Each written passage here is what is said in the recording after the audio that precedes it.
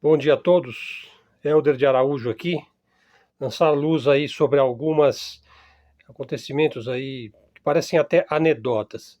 Vocês vão encontrar o conteúdo lá no meu blog, tá aí na descrição. O que houve com Lord Austin, Lloyd Austin, né? Lord Austin, na verdade é Lloyd Austin, né? O impasse está instalado.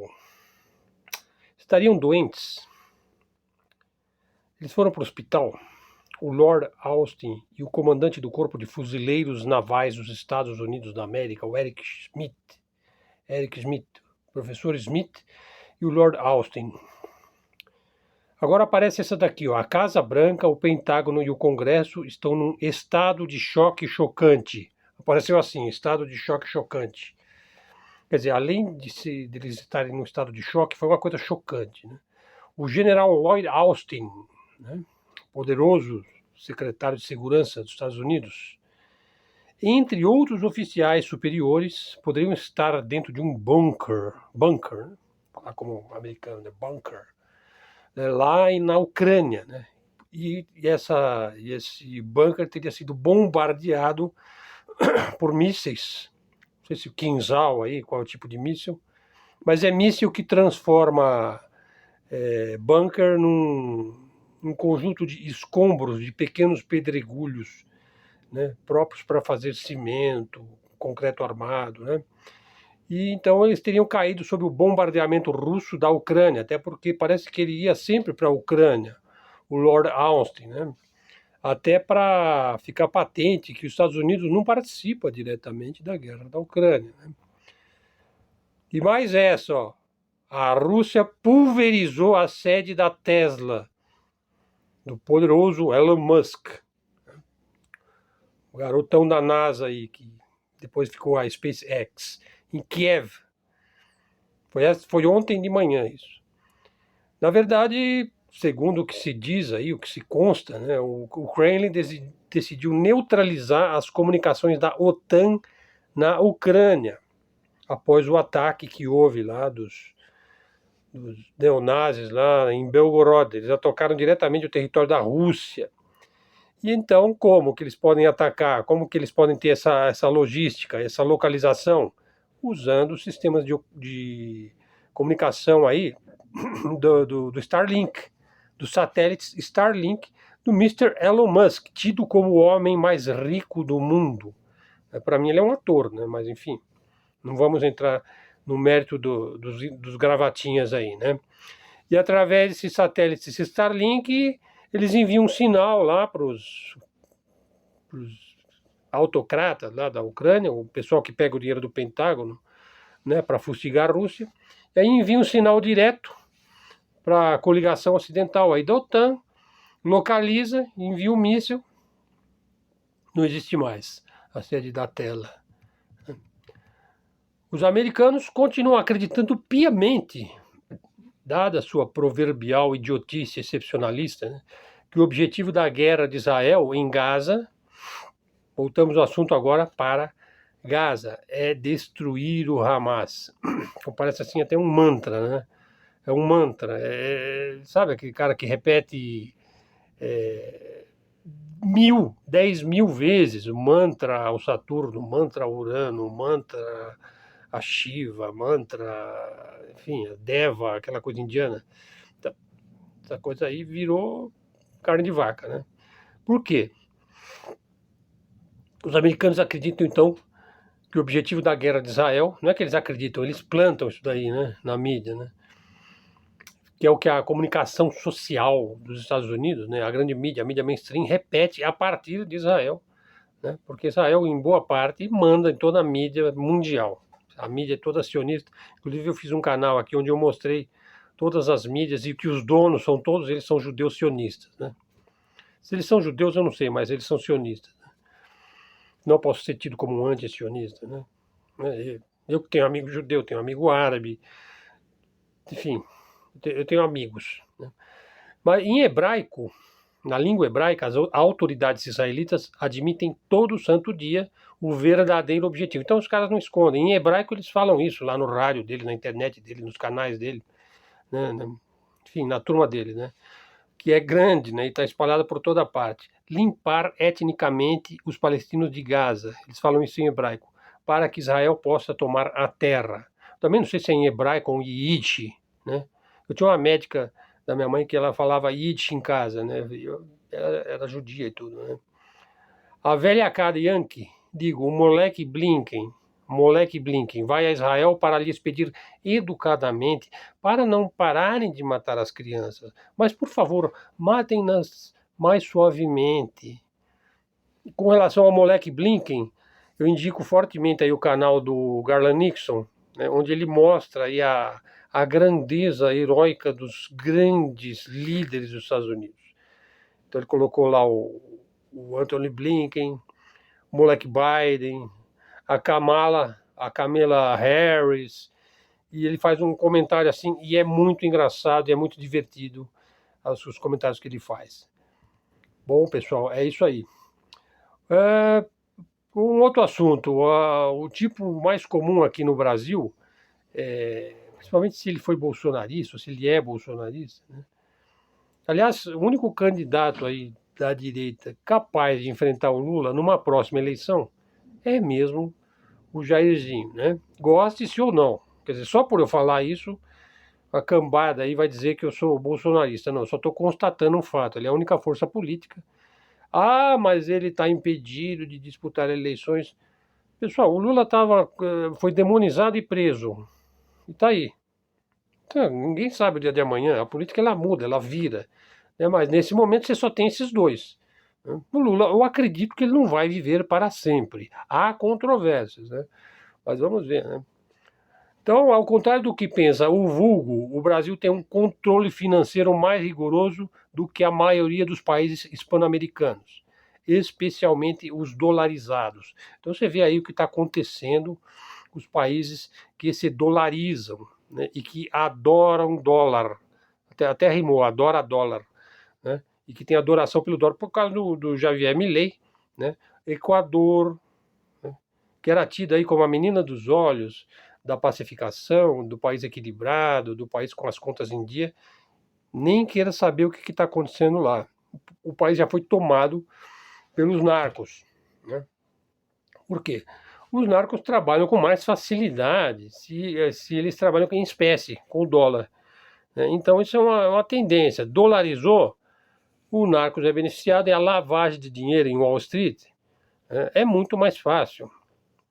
Aliás, eu vou comentar um livro que eu estou lendo aí, o Dope Incorporation, sobre o tráfico, o moderno tráfico de drogas que foi imposto ao Ocidente e, de certa forma, ao mundo todo pelo Império Britânico, da dona Rainha Elizabeth II aí. Quem herdou tudo isso, a lavagem de dinheiro, inclusive, era feito por um famoso banqueiro brasileiro, bastante conhecido aí, né? Tem um senhor Garneiro aí, que é o menino dos olhos da família Rothschild, representante aí do Itaú aqui no Brasil, um grande acionista. Tem também um senhor aí, Safra, também envolvido aí com a HSBC, o Santander e aí os bancos onde se faz a grande lavagem de dinheiro. Eu já disse, não existe o grande tráfico de drogas sem dólar, sem lavagem de dinheiro e sem a ação do serviço de inteligência da CIA. Não existe droga e substituição de cartéis por um cartel mais poderoso, que foi o que foi feito aí no México, na Colômbia, e agora o Equador está entrando nessa. Vamos ver o que vai acontecer com a Argentina, né, também, né, com os nossos irmãos, né? Olha só, falar sobre armas. O controle de armas foi inventado pelos piores regimes autoritários do mundo. Primeiro os ingleses, né? Lá, os ingleses que fizeram esse recorte aí dos países árabes, esses 40 países árabes, não era assim, era Império Turco-Otomano, em boa parte, que controlava aquela região. Depois acabou o Império Turco-Otomano, aí na Primeira Guerra Mundial, e depois houve a Revolução Palestina, aí de 1936 e 1939. Então, os lindos britânicos, né, os James Bonds, né, impuseram um controle de armas muito rígido, né? A tal ponto que um militante palestino, lá em contato com um projétil, foi imediatamente enforcado para servir de exemplo à população. Você pode impor um controle mais rígido de armamento, mas na hora que o burguês precisa se armar, ele vai se armar, né? Até porque ele tem os exércitos, a polícia particular, a segurança privada, né? Você pode ter a lei mais draconiana e ditatorial possível. Quando as pessoas se sentirem realmente acuadas, elas vão se armar, legal ou ilegalmente. É assim porque o ser humano é assim. Ele precisa se defender.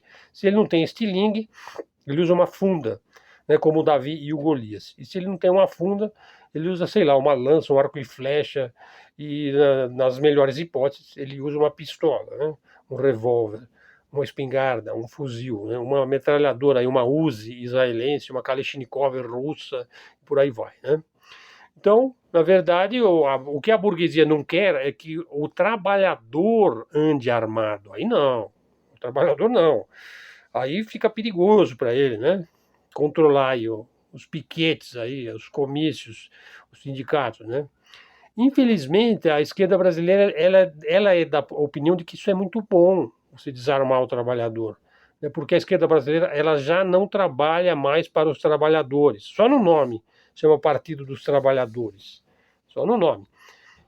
E isso é muito espantoso, né? Que a esquerda seja contra a revolução, né? Como dizia lá o alemão, né? O Marx, né? Trabalhadores do mundo, univos, unam-se, armem-se, reajam, ajam.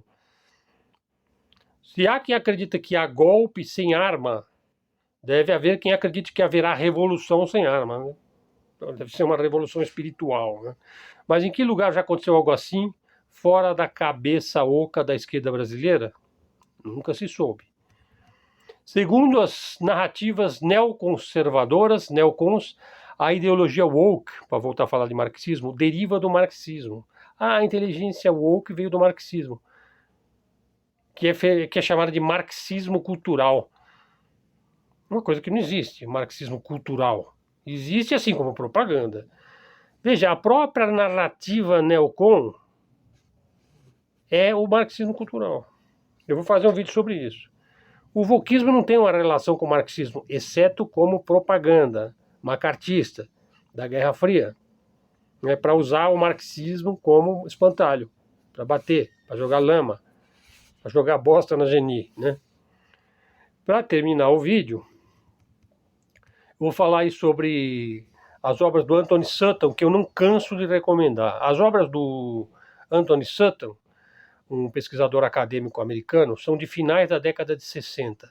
Essa pesquisa espantosa demonstrou cientificamente, com todas as fontes que você puder imaginar, inclusive algumas fontes classificadas, né, até mesmo que foram desclassificadas aí pelos serviços de inteligência, pela CIA e tudo mais, e ele pesquisou tudo isso, que alguns dos maiores capitalistas da história, como Morgan, a família Rothschild, os Rockefeller, né, o Sinclair, o Dupont, né, o Collins, né, bancaram coisitas, né, coisas, né, como Marx, a Revolução de 1917, o leninismo, o bolchevismo, a ascensão de Hitler, tudo isso foi pago por banqueiros, inclusive banqueiros sionistas, né?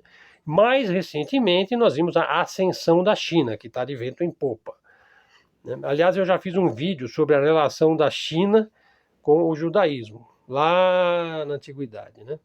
Então não tem essa bobajada, essa geopolítica sabe, de hospício, que é o tal do metacapitalismo, né? Como se houvesse um capitalismo bom, americano, liberal, e um capitalismo malvado, globalista, monopolista. Não, quem ainda cai nessa esparrela? Os mesmos que acreditam em marxismo cultural. A ideia é sempre a mesma, você tenta se limpar, né, das suas próprias, né, fezes, culpando os erros da Rússia, o Mao Tse-tung, o eixo do mal. Essa coisa de metacapitalista é para você tentar dizer, não, o nosso capitalista é bom. Os metacapitalistas, eles investiram no comunismo, na Revolução de 17, no Hitler. Não, pessoal, os próprios capitalistas fizeram isso. Ele já é monopolista desde o século XIX. Começou a virar um monopólio no século XVIII. no século XIX se consolidou, trusts, cartéis, holdings, monopólios, etc. Então eles sempre tiveram no controle da emissão da moeda. O que é o globalismo? O globalismo é o Fed, que é o Federal Reserve, porque você não tem globalismo sem dólar. O globalismo são os bancos centrais aí, é o BIS, que é o Banco Central dos Bancos Centrais, é o FMI, que é crédito para cobrança de juros para os países, é a ONU, é o Fórum Econômico Social, o Fórum Econômico Mundial, lá do Klaus Schwab, isso que é o globalismo. O globalismo são instituições e é essa ideologia aí americana, ocidental, excepcionalista, né? Quer dizer, a única coisa que a gente está vendo é que o Ocidente parece que ele quer se ferrar. É a única conclusão possível. Para terminar, vou fazer uma previsão aqui. A Europa, a direita vai voltar, já está voltando na Europa. E vão mandar os Blinken, as Kamalas, os Bidês e os Wokes e os neocons para o raio que os parta.